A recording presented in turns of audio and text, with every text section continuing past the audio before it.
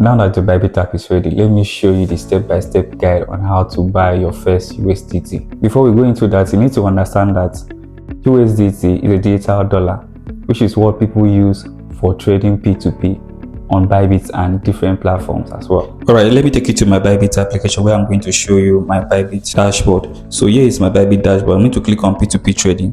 Bybit has just two sections. We're going to focus on the buy section in this tutorial. So here is the buy section, and we also have the sell section. This is how it looks like. So let's go back to the buy section and select the currency we want to buy, which is USDT. Alright. So after now, the next thing we're going to do is to click on the filter icon. So when the filter icon pops up, make sure you click on show only eligible acts. And then for the payment time limit, select 15 minutes and sort by overall sorting, and then click on the confirm button. Now Bybit is going to render the buy section based on what we filtered. So next thing we are going to do is to select our payment option, which is going to be bank transfer, and then click on the confirm button. The next thing we're going to look at, we're looking at an advertiser that is online and also an advertiser that has a good rating.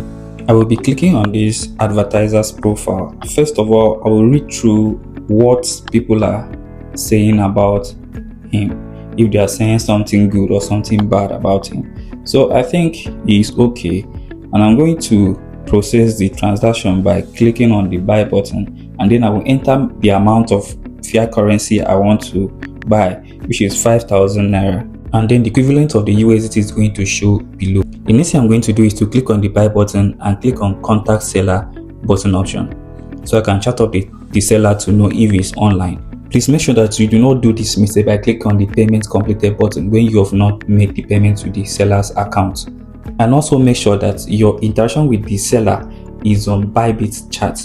Do not accept any communication with the seller on another platform like WhatsApp or Facebook.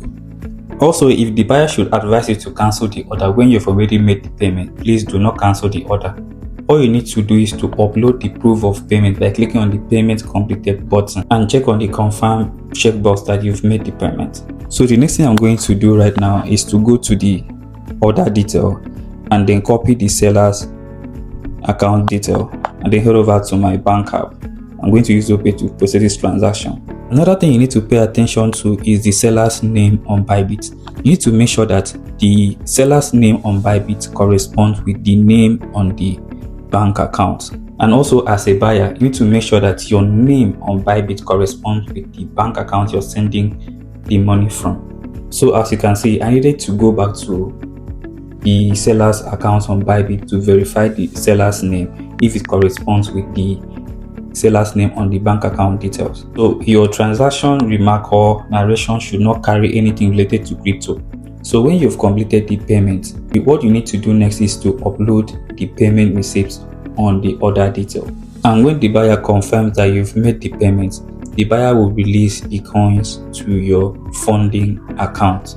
So that's it for this video. In the next video, I'm going to show you how to sell your first USDT, and then you understand how people make profit from trading P2P.